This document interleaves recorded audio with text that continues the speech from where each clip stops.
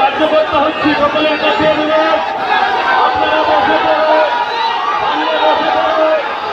Police বন্ধুদের কাছে গিয়ে বলছে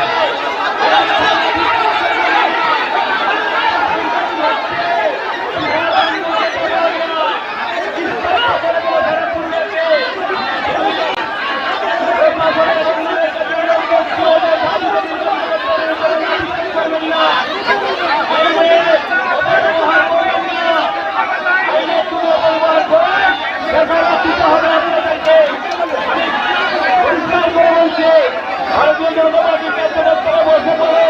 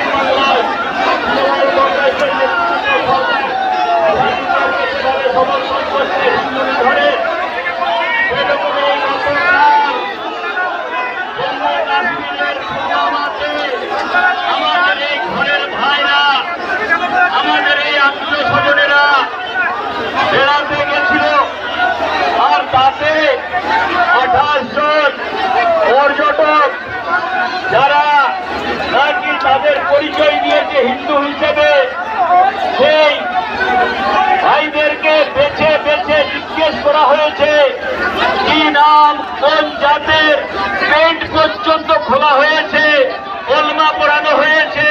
তারপরে ও বাচ্চা আত্মীয় স্বজনের সামনে তাকে গুলি করে হত্যা করা হয়েছে। আর তার মধ্যে আমাদের পশ্চিম বাংলার 3 জন, 2 জন কলকাতার, আর পুরুলিয়ার মধ্যে আমাদের একজন ঝালদার বাসিন্দা। সেন্ট্রাল আইবিতে কাজ করত মনীষ রঞ্জন, যে শহীদ হয়েছেন, তাকে আমি বিনম্র শ্রদ্ধাঞ্জলি দিয়ে আজকে আমাদের এখানে যে কর্মসূচি, সেই কর্মসূচিতে আমি ক্ষুদ্র বক্তব্য রাখছি।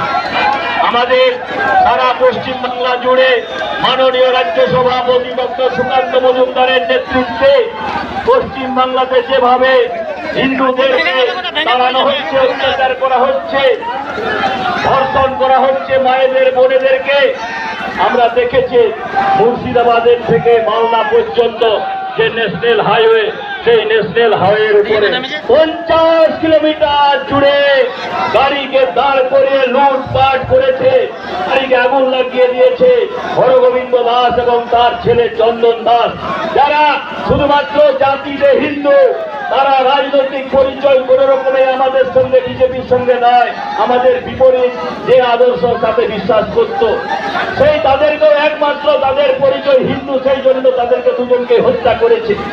আমরা মালদাতে কালকে শুনেছি, কালকে 2 জনকে, আবার 1 জনকে পুরো জবাই করা হয়েছে, গলা কেটে হত্যা করে দেওয়া হয়েছে, আর 1 জনকেও জবাই করার চেষ্টা করা হয়েছে, সে চিকিৎসাধীন। পশ্চিমবাংলাতে বিজেপি দেখেছে মাননীয় মুখ্যমন্ত্রী মমতা ব্যানার্জি তার নেতৃত্বের সরকার। আমি কার্যকর্তা বন্ধুদের কাছে অনুরোধ করবো, আপনারা বসে পড়ুন, আর সামনে যে গাড়িটা আছে সেই গাড়িটা একটু পিছিয়ে দিন, মাইকের গাড়িটাকে একটু সামনে পিছিয়ে দিন, এই গাড়িটাকে একটু, মাইকের গাড়িটা একটু পিছিয়ে দিন। আমাদের এই গাড়ি যে আছে, সিআইএসএফ বন্ধুকে বলবো সামনের ফাঁকাটা জায়গাটা বন্ধুকে টেনে নিন গাড়িটা, তাহলে সমানে সমানে হয়ে যাবে।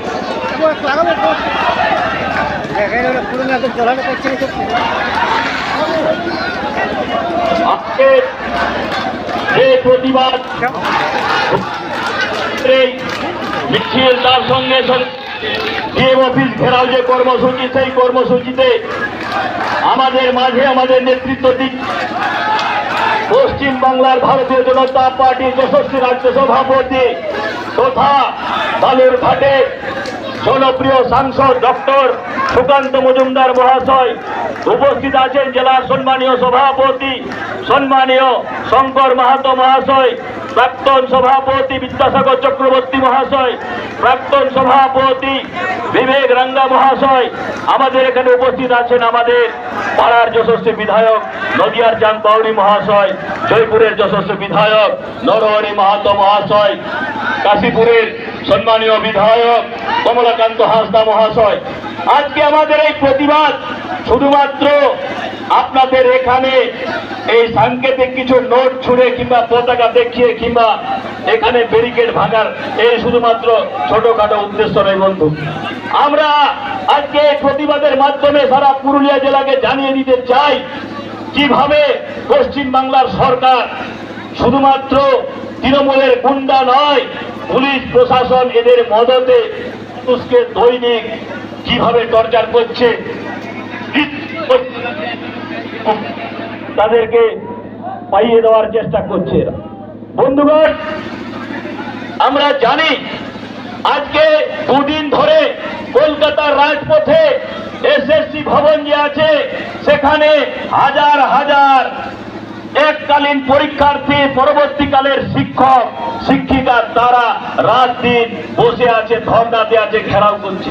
কেন এরকম পরিস্থিতি হলো বন্ধু?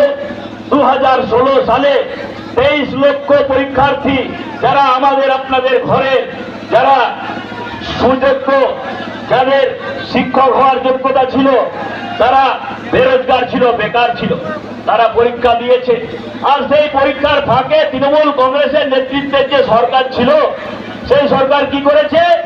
যারা অযোগ্য ব্যক্তি, যারা 5 নম্বর পাওয়ার যোগ্যতা নেই, যারা 2 নম্বর পাওয়ার যোগ্যতা নেই, যারা 0 মার্কস নিয়েছে তাদেরকে সেই চাকরিতে টাকা পয়সা নিয়ে ঢুকিয়ে দিয়েছে। তারপরে কি হয়েছে? সেটা হাইকোর্টে চ্যালেঞ্জ হয়েছে, হাইকোর্টে সেই প্যানেলকে ক্যান্সেল করেছে। হাইকোর্ট বারবার বলেছে যারা অযোগ্য ব্যক্তি তাদের আপনি লিস্ট বের করুন, যারা যোগ্য ব্যক্তি তাদের লিস্ট দিন। একবারও কর্ণপাত করেনি রাজ্য সরকার, কারণ অযোগ্যদের যদি লিস্ট দিয়ে দেয় তাহলে তো সর্বপ্রথম চোরের রানী সমেত তার সাগরেদরা সবাই ধরা পড়ে যাবে, তাদেরকে সবাইকে জেলে যেতে হবে। পরবর্তীকালে সেটা সুপ্রিম কোর্টে যায়, সুপ্রিম কোর্টে 10 বার সেটা সুযোগ দিয়েছে, বারবার বলেছে আপনারা যে যোগ্যার অযোগ্য তাদের সূচি দিন। তার সূচি কখনো প্রাপ্ত বসে বলে কালকে দিচ্ছে, পরশু দিচ্ছে, দেওয়ার সৎসাহস নেই। কারণ সেই সূচি যদি দেয় তৃণমূল কংগ্রেসের মেজো সেজো বড় ছোট ফড়ে দালাল ক্যাবিনেটের মন্ত্রী পর্যন্ত কেউ বাদ যাবে না, সবাইয়ের ঘর ঘেরাও করবে যারা টাকা নিয়েছে। আর যারা যোগ্য তা রেখেও বাইরে থেকেছে যে 23 লক্ষ যারা পরীক্ষার্থী ছিল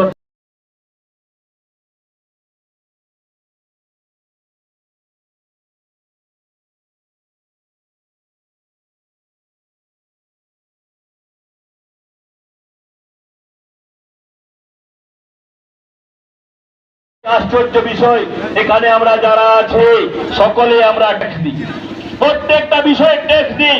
সেই ট্যাক্সের টাকা সেই শিক্ষক শিক্ষিকাদের কাছে যেত। আপনারা ভাবুন, যারা অযোগ্য শিক্ষক শিক্ষিকা তারাও আমাদের ট্যাক্সের টাকাতে এতদিন ধরে আনন্দ উৎসব করেছে। আপনারা ভাবুন, আমাদের ঘরের ছেলে মেয়েরা সেখানে যে স্কুলে পড়ে আর এই 0 মার্কসওয়ালা শিক্ষকরা সেখানে পড়াতো, কি শিক্ষা দিয়েছে। তার প্রতিবাদে আজকে আমরা সারা বাংলা জুড়ে জেলায় জেলায় যে কর্মসূচি করছি, মমতা ব্যানার্জি যে হিন্দু হত্যার যে যজ্ঞ সেই যজ্ঞের প্রতিবাদ করছে, তার যে দুর্নীতি সেই দুর্নীতির প্রতিবাদ করছে। আর এই প্রতিবাদ ভারতীয় জনতা পার্টি শুধুমাত্র জেলা স্তরে নয়, এই প্রতিবাদ মন্ডল স্তরে, ব্লক স্তরে, পঞ্চায়েত স্তরে এক সময় গ্রামে গ্রামে ছড়িয়ে যাচ্ছে। আমরা সংকল্প নিয়েছি আর প্রতিবাদ চলতে থাকবে। মমতা ব্যানার্জি ভাবছেন পুলিশ গুন্ডা লেলিয়ে দিয়ে ভারতীয় জনতা পার্টিকে আটকানো যাবে। বন্ধুগণ, আজকে আমরা সাংকেতিক দেওয়ার জন্য এসেছিলাম, এই আন্দোলন সমাপ্ত হবে না। এই আন্দোলনের আজকে এখানে পুরুলিয়াতে আজকে শুরু হয়ে গেল, এরপরে বৃহৎ আকারে যাবে। আমি সেই জন্য আজকে এই আন্দোলনে সামিল হওয়ার জন্য আমাদের এখানে উপস্থিত হয়েছেন আমাদের সকলের প্রিয় রাজ্য সভাপতি বালুরঘাটের সাংসদ ডক্টর সুকান্ত মজুমদার মহাশয়, তাকে আমরা করতালি দেওয়ার স্বাগত জানাবো। আজকে আমি আমার বক্তব্য আজকে দীর্ঘায়ু করতে চাই না, কারণ আমাদের প্রিয় নেতা আজকে এখানে উপস্থিত আছে। আমরা আমাদের প্রিয় নেতার বক্তব্য শুনবো, সেই জন্য আমি এখনই আমার যে ক্ষুদ্র বক্তব্য এখানে সমাপ্ত করছি।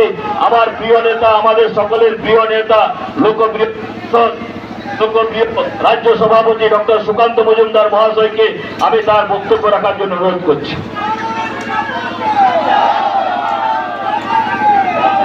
ভারত মাইকটা মাঝে মাঝে অমাইক হয়ে যাচ্ছে কেন? ভারত মাতা কি। মহান দেশের মহান নেতা নরেন্দ্র মোদী জিন্দাবাদ। মহান দেশের মহান নেতা নরেন্দ্র মোদী জিন্দাবাদ। জেপি নাড্ডা জিন্দাবাদ। অমিত শাহ জিন্দাবাদ। ভারত মাতা কি জয়। জয় জয় শ্রীরাম। ভালো ভালো নামগুলো তো নিলাম, এবার একটু চোরদের নামও তো নিতে হবে, তাই তো? আমি বলবো চোর চোর চাকরি চোর। আপনারা কি বলবেন?